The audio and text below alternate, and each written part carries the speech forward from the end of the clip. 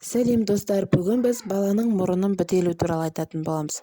Жалпы баланың мұрыны бітелген кезде жағымсыз жағдай. Әсіресе жас балалардың түнде мұрыны бітеліп, дем алғанда қиналған кезде аяп кетесің.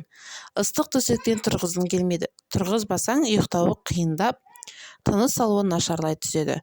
Жалпы мұрын еш себепсіз бітелмейді. Оның бітелуі белгілі бір аурулардың бастаулары деп білеміз.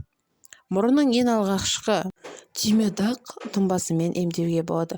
Бір қасық құрғақ түймедақ үндігісін бір стақан қайнаған суға салып, отқа қоясыз. Бір қайнап болған соң оттан алып, бетін жауып қойыңыз. Шамамен 10-15-20 минуттай тұнбаны сүзіп алып, 2 тамшыдан мұрынға тамызу керек. Түймедақ тұнбасы тыныс алу жолдарының қабынуына ем болады. Яғни ол өзінің мұрынды ашып, бактериялар және инфекцияларға вирустың көзін жоятын болады. Тыныс алуға себепкер болып келетін болады. Келесі бізде ыстық жұмыртқа. Бұл балаға ойын ретінде ұсынылатын керемет емдеу әдісі.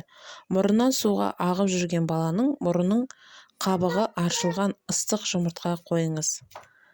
Әрине, терісі күймейтіндей болу керек. Байқаңыз, 15 минутта жалғасқан соң тез әрі тем нәтиже беретін болады.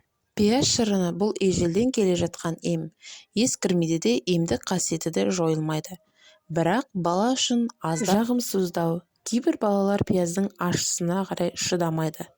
Алайда емдік қасиеті орасан.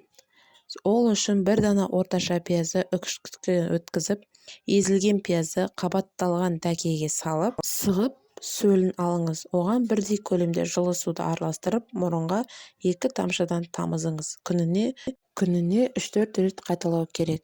Негізінде 2 тамшыдан соң керемет нәтижесін байқайтын боласыз. Бүгінгі каналымыз осымен аяқталды. Маған қолдау білдіріп отырғаныңызға рахмет. Сау болыңыздар, лайк басыңыздар, қолдап кетіңіздер.